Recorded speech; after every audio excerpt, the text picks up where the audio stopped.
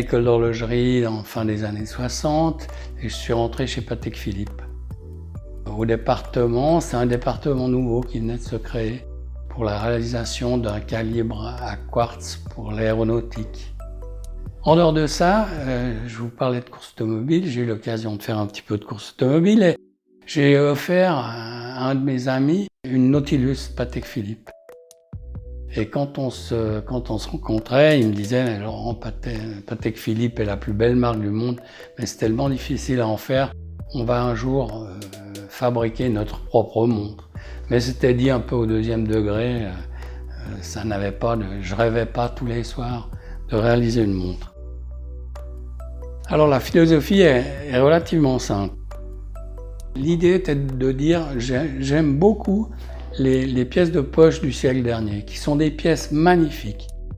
Tendre au niveau des formes extérieures, c'est des formes douces, c'est des formes agréables, qu'au niveau mécanique, c'était très très beau mouvement.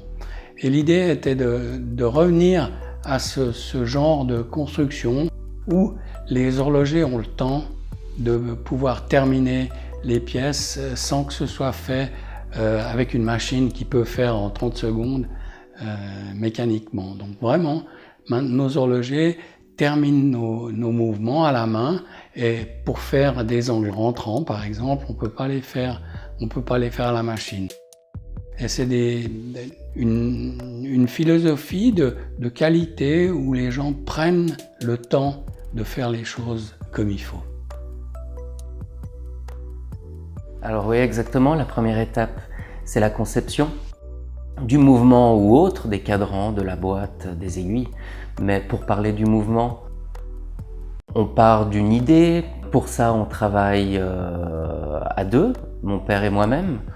Même si je travaille tout spécialement sur le mouvement, avec des moyens aujourd'hui modernes, c'est-à-dire des logiciels 3 dimensions, pour concevoir pièce par pièce tous les composants du mouvement.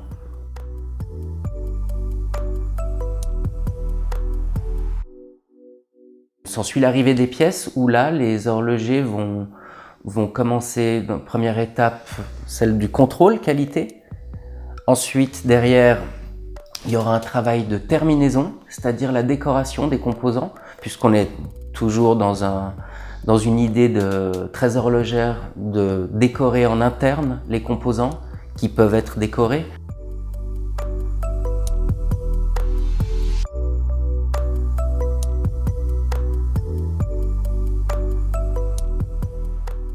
S'ensuit ensuite toute une mise en place d'assemblage, l'assemblage de ce mouvement. Et la partie, voilà, une partie technique vraiment qui commence, c'est le réglage.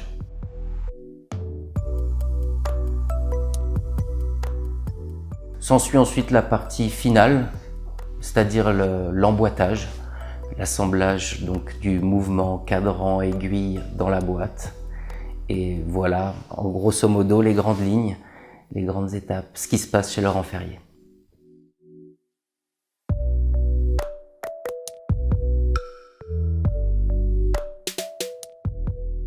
Alors ce qui rend nos montres particulières, c'est que justement on s'est basé sur la philosophie de pièces très douces, de pièces très horlogères, pas des pièces très spectaculaires, mais tout a été étudié avec, comment est-ce qu'on peut dire ça, avec intérêt pour que la pièce sous toutes ses formes soit agréable à voir.